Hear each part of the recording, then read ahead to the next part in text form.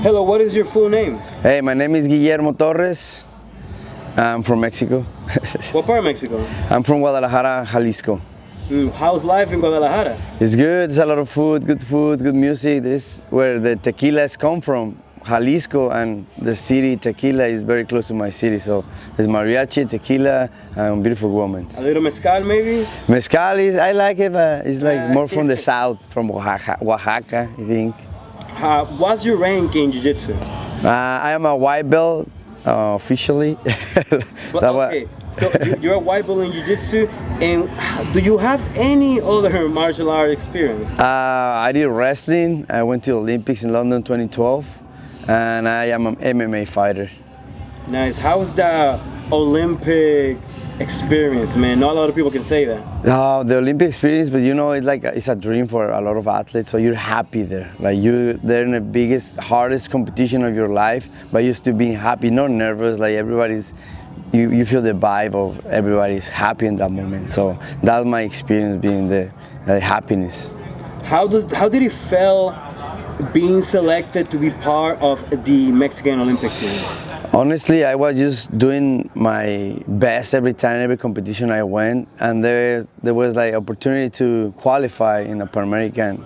It was a Pan American championship, and I said like, okay, this is a big tournament, it's my last chance, whatever. Just put like, I'm gonna enjoy it. I enjoyed so much that tournament, and I qualified for the Olympics. So as a Mexican athlete, it's like it's a dream that is hard. I think for everybody, but it's hard because the level, the culture, the technical stuff we have, like a lot of things that you have to little bit fight against the current, like against everything, the obstacles. But it's good, so it's a good achievement that it made me feel so proud because that depends of how I did it. I did it with 100%, so that's what I am grateful for being there. That's a beautiful thing, being able to give it your all and being able to get the results that you expected because you gave your 100%. That's a beautiful thing.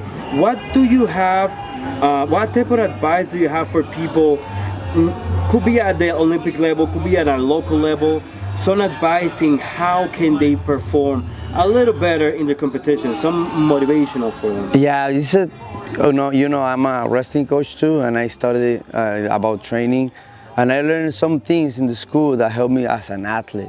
Like about being conscious about your food, about your recovery, your rest, sleep well, have a good mentality, like the good way of thinking of your goals. Like if you want something, you have to think in the right way to get there. You cannot be thinking in party and you want to be the champion, because there is two opposite ways. It's an example.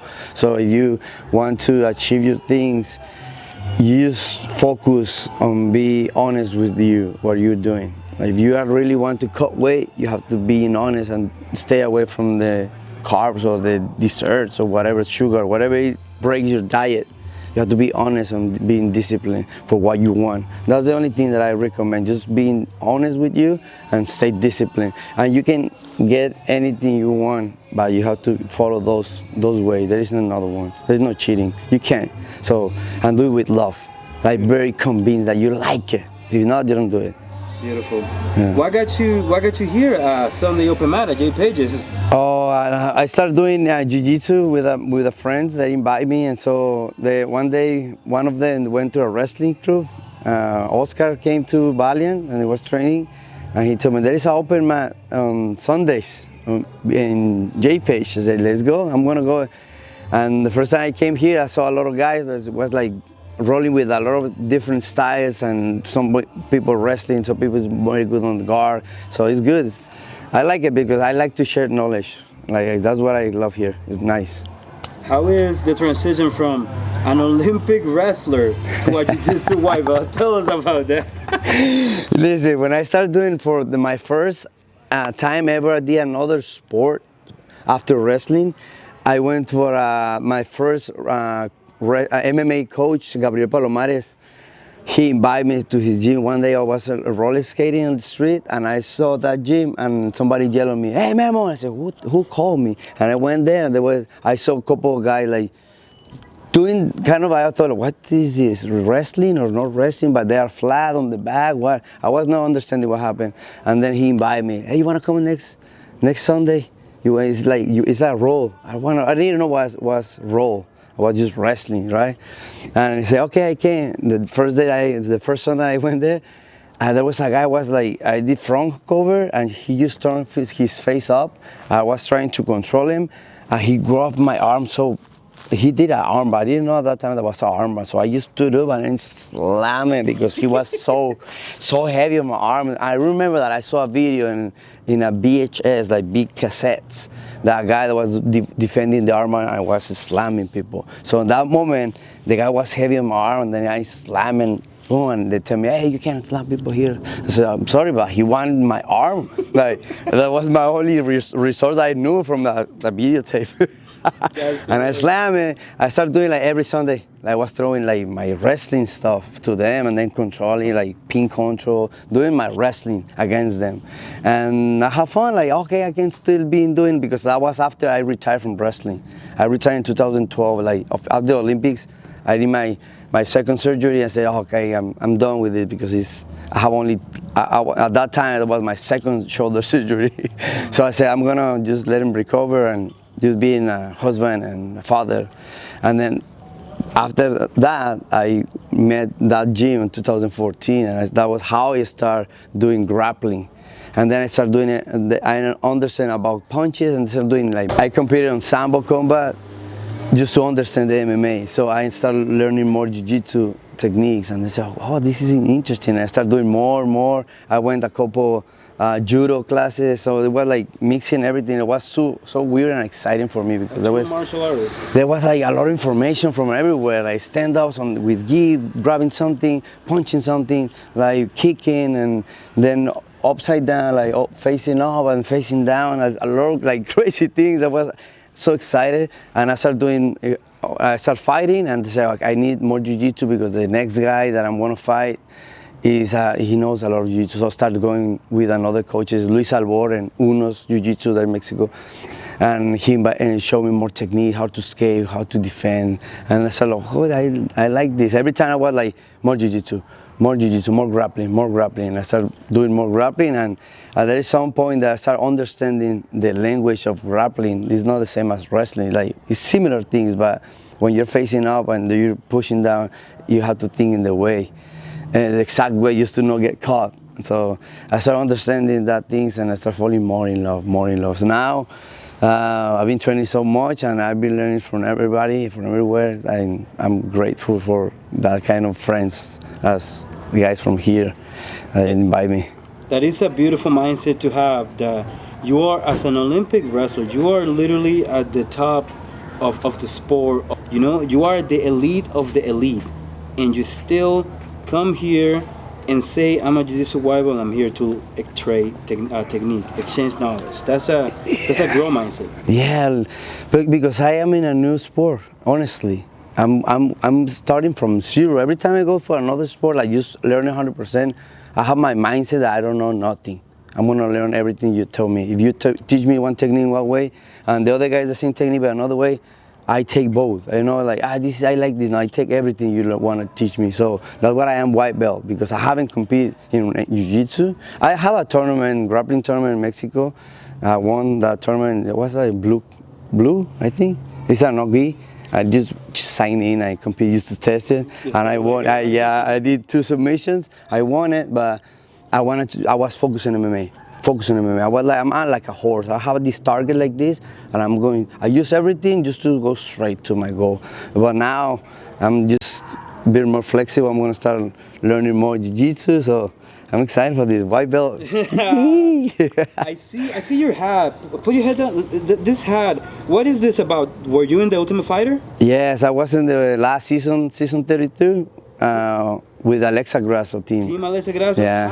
How's that experience to be in the Ultimate Fighter? Which pretty much started like people wanting to watch the UFC. How was that experience? Yeah, listen, I was just looking for opportunities. Like I'm ready for every opportunity, and they told me, hey, there is a chance in 145. That is not your division. I'm 135. Like all my fights have been in 135, and they told me, but it's in 145. And I said, damn, big guys, but it's opportunity. I just say yes. I sign up. I just put all the papers they asked you, the interviews, and I went in and said, oh, let's go. And like I was. Every opportunity that you give me to reach my goals, my goal is you go to the UFC. So that was one chance. I said, yes, I go with these guys. I don't care if they're like 20 pounds more than me. But it's good. That was a good challenge. I know when I went there, I knew myself a little bit more. Like I really was there in the cage with this big guy, the dangerous that can kill me with one punch. But I really was enjoying fighting. Like I was like almost dying, but exciting at the same time, just finding the way to win, because I like to win. Like I think everybody likes to win, right? But I enjoy all the journey, but the win is like the cherry on top of the cake. Like big. That sometimes you don't get it, but all you enjoy all the trip. Is like you don't lose nothing, you don't frustrate it. But once sometimes it tastes sour and you're pissed, you're like, motherfucker, like you're mad with yourself, you're mad with everybody. At some point, as you understand, you accept it, and then you're okay. You put it in the cage, you close it, you put the key, you don't go back to the bad things, and then you just go straight to learning, because it's a journey. This journey is learning. That's what I'm falling in love. I fall in love with this because every day is learning. Everybody teach you some different things. It's good. And the Ultimate Fighter was a good experience. Like, with a lot of people there. That's beautiful. And what would you say to somebody that is brand new to martial arts, so no striking, no wrestling, no jiu-jitsu, is brand new and is here at an open mat just learning, or not even is just here, or is trying to get into a jiu-jitsu class, a jiu-jitsu school, a boxing gym, but feels so depressed, so sad, so kind of into himself? What advice do you have to these type of people that feel that they don't have a way out? But this will be a very therapeutic. It's not therapy, but it's therapeutic for this type of people. Yeah, that's a good tool. This is the best tool. Martial arts are the best tool for get out of depression, of the anxiety, because when you learn jiu-jitsu, you're training any sport, a combat sport specifically, because you have to focus so much on your body, how your leg is planted, your hand, where the opponent there, like if he's in the front, if he's this side, you have to be so focused on many things that you stop thinking about things that make you feel bad. So every time you have a chance to try martial arts, do it, try, and don't expect to fast, like immediately results, because the sports takes time. As anything, like you have to be patient and trust in the process. Don't rush it. Don't want to be I'm going to be the champion in 2 months, 3 months. No, you can't. Like it's impossible. It's nature. You cannot go against nature adaptations. So just try it. Don't think about what the people is gonna tell me. Like I don't move really well. Nobody cares. Just try new things, new positions, and be focused on what you want to develop. What do you want to learn? First, have a purpose, and then try it. And don't get desperate. Patient, and stay disciplined. You're gonna feel better. You're gonna feel nice, powerful. Honestly, when you have power on your own spirit, nothing can break you from outside. So I invite everybody to train this martial arts, anyone you want, but you should do it. Thank you very much, Memo. Yeah, my pleasure.